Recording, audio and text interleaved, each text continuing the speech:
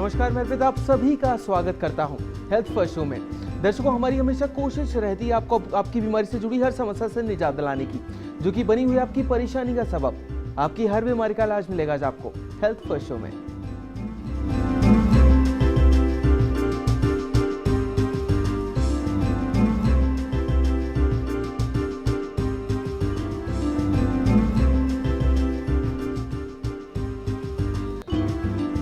दोस्तों, हर साल 1.7 मिलियन बच्चे उन बीमारियों के कारण मर जाते हैं जिन्हें टीकाकरण यानी कि वैक्सीनेशन से आसानी से रोका जा सकता है।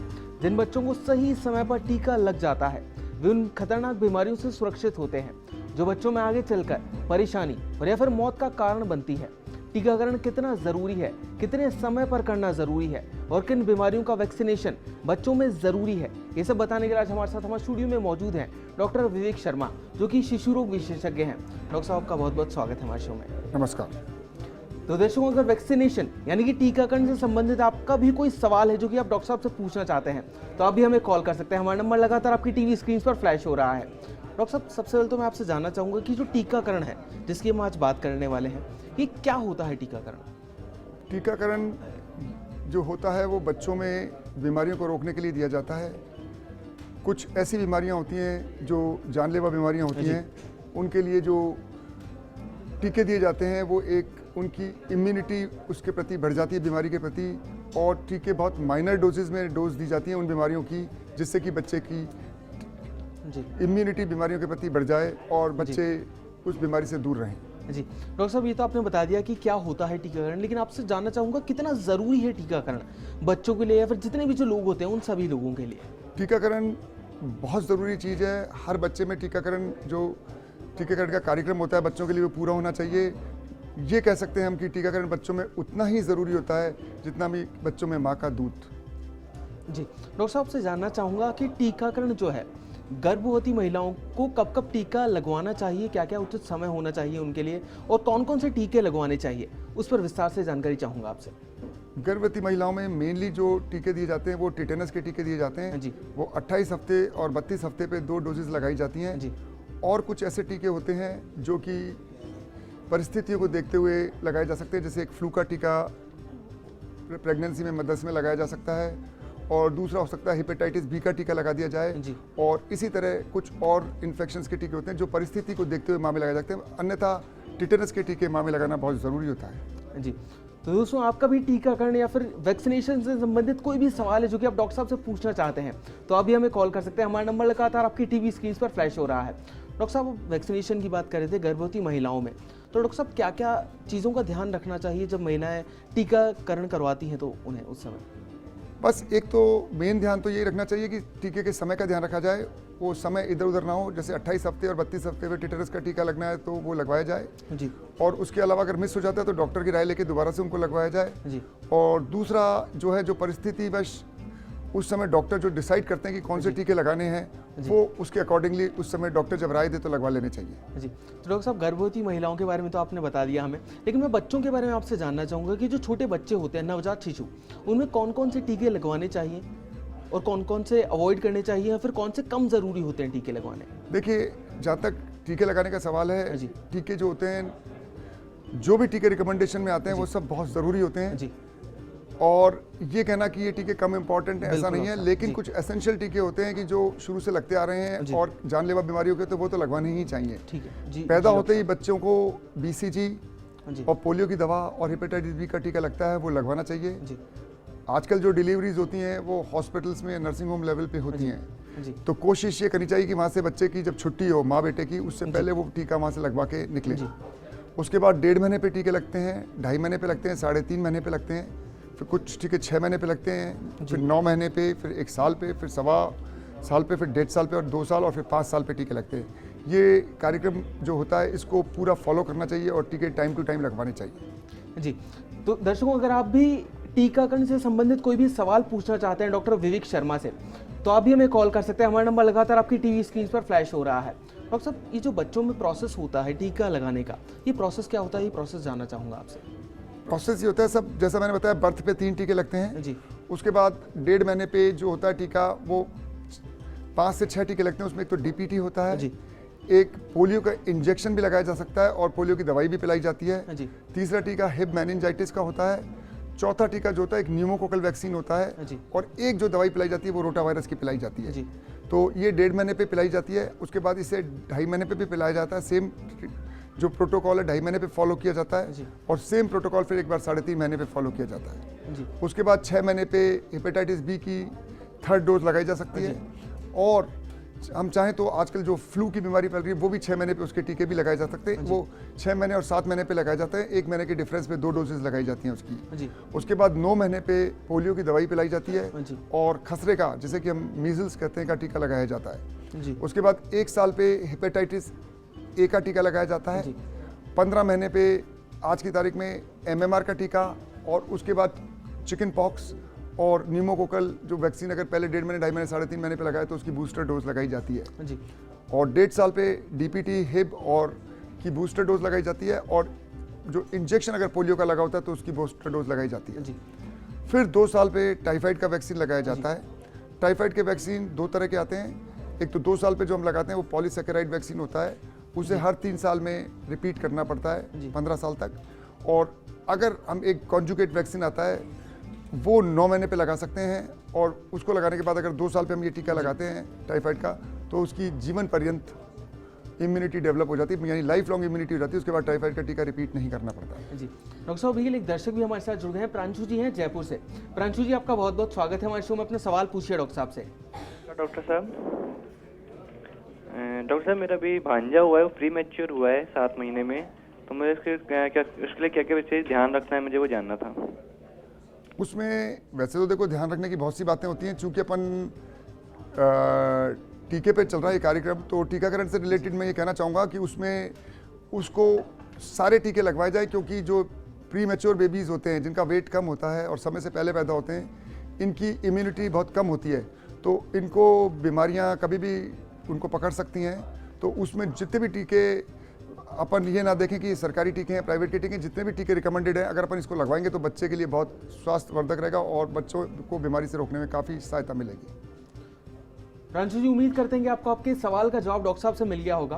डॉक्टर साहब हम आप प्रोसेस की बात कर रहे थे कि किस किस समय अंतराल में टीके लगाने चाहिए। डॉक्टर साहब अगर मान लीजिए किसी बच्चे का कोई टीका छूट गया है और या फिर किसी कारणवश कोई पेरेंट्स लगवा नहीं पाए हैं, तो क्या बाद में वो टीके दोबारा लगवाए जा सकते हैं? बिल्कुल लगवाए जा सकते हैं। अगर ज़्यादा लंबा टाइम हो जाता है तो उस डोज को रिपीट करके 3 डोजेज या 2 डोजेज जो भी उस टीके की होती हैं वो लगाई जा सकती हैं। और अगर वो उस टाइम पीरियड में कुछ ही दिन लेट हुआ होता है तो उस डोज को लगाया जा सकता है, उससे इम्यूनिटी डेवलप हो जाती है और प्रोटोकॉल में वो बैठ जाता है। जी डॉक्टर साहब अभी के लिए एक और दर्शक हमारे साथ जुड़ गए हैं, संजीव जी हैं हरियाणा से। संजीव जी आपका बहुत बहुत स्वागत है हमारे शो में, अपना सवाल पूछिए डॉक्टर साहब से। धन्यवाद अर्पित। डॉक्टर साहब नमस्कार। नमस्कार सर ये जानना चाह रहा था कि मेरे अभी 1 महीने पहले बेबी हुआ है, तो मुझे कौन कौन से वैक्सीनेशन के कराने चाहिए, कैसे कैसे कराने चाहिए, थोड़ा सा आप आइडिया दे। बिल्कुल, सब 1 महीने के वैक्सीन हुआ है तो 1 महीने पे बर्थ के वैक्सीन तो मैं सोचता हूँ उसके लग गए होंगे, जो पैदा होते ही लगते हैं तीनों टीके। BCG, OPV और पोलियो की ड्रॉप उसको पिला दी गई होगी।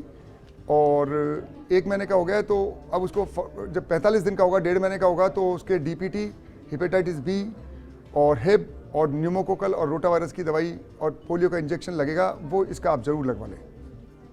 डॉक्टर साहब बहुत बार देखा गया है कि जो नवजात शिशु होते हैं वो काफ़ी बीमार होते हैं, तो बीमारी में टीका लगाया जा सकता है उन्हें? बिल्कुल, अगर हल्की बीमारी है, खांसी जुकाम है, हल्का बुखार है, हल्का सा डायरिया है, बच्चे को हल्की जुकाम हो रही है, तो ये चीज़ें इन बीमारियों की वजह से टीके को रोका नहीं जाना चाहिए, टीके लगा देने चाहिए, क्योंकि ये बीमारियां कॉन्ट्राइंडिकेशन नहीं है। कोई बच्चा सीवियरली बीमार है, ज़्यादा बीमार है, हॉस्पिटल में भर्ती है, तो टीके थोड़े पोस्टपोन किए जा सकते हैं। जी, और अगर मान लीजिए डॉक्टर साहब कोई प्रीमेच्योर बेबी होता है तो उसके लिए कुछ एक्स्ट्रा टीके भी लगवाने चाहिए उन्हें, और या फिर उन्हीं नॉर्मल टीकों से काम चल सकता है? जैसे मैंने अभी इनको बताया कि प्रीमेच्योर टीकों में, प्रीमेच्योर बेबीज़ में सारे टीके जो रिकमेंडेड है लगवा लेने चाहिए, क्योंकि मोर और लेस ये अल्टीमेटली उनको बीमारियों से प्रोटेक्ट करते हैं। और जैसे हेपेटाइटिस बी है, बच्चा बहुत कमज़ोर है, बहुत प्रीमेच्योर है, तो उसको हेपेटाइटिस बी की एक एक्स्ट्रा डोज भी लगाई जा सकती है। डॉक्टर साहब अक्सर देखा गया है कि टीकाकरण के बाद बच्चों को बुखार हो जाता है, तो उसके पीछे क्या रीज़न होता है? वो हार्मफुल हो सकता है छोटे बच्चों के लिए या फिर नहीं हो सकता, वो जानना चाहूँगा आपसे। देखिए, आजकल जो टीके आते हैं उनमें DPT एक ऐसा टीका है जिससे कि बुखार होता है, और वो उससे बुखार आना नॉर्मल माना जाता है। इम्यूनिटी की रिस्पॉन्स जो होती है उसकी वजह से बुखार आता है। और हल्का से बच्चे परेशान होते हैं, थोड़े से रोते भी हैं जी। और इंजेक्शन की साइड पे पेन भी होता है। जी। तो ऐसे में कुछ बुखार वाली दवाइयाँ दे दिया जाता है, बर्फ़ का सेक कर दिया जाता है, तो उससे बच्चे को आराम पड़ जाता है। और टीके के बाद यदि कोई बुखार आ रहा है तो कोई वो हार्मफुल बात नहीं है, ये एक नॉर्मल फिनोमिना है और आने पे इसमें ज़्यादा चिंता का विषय नहीं होता है। डॉक्टर को बता देना चाहिए ताकि डॉक्टर नेक्स्ट टाइम जब टीका लगे तो इस चीज़ का ध्यान रखे और आपको पहले ही आपको इंस्ट्रक्शंस देते उसके बारे में। जी, बहुत बहुत शुक्रिया डॉक्टर साहब ये जानकारी हमें देने के लिए। लेकिन आपसे एक चीज़ और जानना चाहूँगा डॉक्टर साहब मैं, कि आजकल एक पेनलेस टीके चले हैं आजकल, तो वो क्या कॉन्सेप्ट है उसके बारे में जानना चाहूँगा आपसे। सर, पेनलेस टीके का जहाँ तक सवाल है, ये एक्चुअली डीपीटी टीके से आते हैं। एक तो जो नॉर्मल रूटीन में जो टीके लगता है डीपीटी का, उसे होलसेल वैक्सीन बोलते हैं, जिससे कि बुखार भी आता है, टीके की जगह गांठ भी बनती है और बाद में बच्चा रोता भी है, दर्द भी होता है।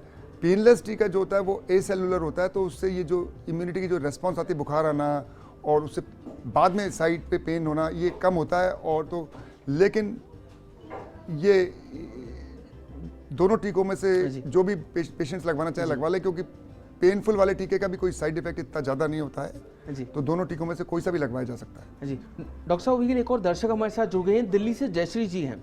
जयश्री जी, आपका बहुत बहुत स्वागत है हमारे शो में, अपना सवाल पूछिए डॉक्टर साहब से। जी डॉक्टर साहब, मैं ये जानना चाह रही थी कि हमारे घर में एक प्री मैच्योर बेबी हुआ है, 1 महीना पहले उसकी डिलीवरी हुई है, तो ऐसे में डॉक्टर ने मना कर दिया कि वैक्सीनेशन नहीं करना है अभी, तो इसका जो कोई इफेक्ट तो नहीं पड़ेगा आगे नेगेटिव? देखिए मैडम, बिल्कुल ठीक है। अगर प्रीमेच्योर बेबी तो हुआ है, लेकिन उसका वेट कितना, अगर उसका वेट 2 किलो से कम है तो हम उसमें चाहते हैं कि बच्चे का वेट 2 किलो क्रॉस कर जाए तो उसके बाद वैक्सीन लगाए जाएं। हेपेटाइटिस बी का वैक्सीन भी हम वेट करा देते हैं, बर्थ पे लगाते नहीं, कि जब तक बच्चा 2 किलो का वेट क्रॉस नहीं कर जाता तो आप उसका वेट कराते नहीं, जैसे ही 2 किलो क्रॉस हो आप रेगुलर टीके लगवाना शुरू करते हैं उसके।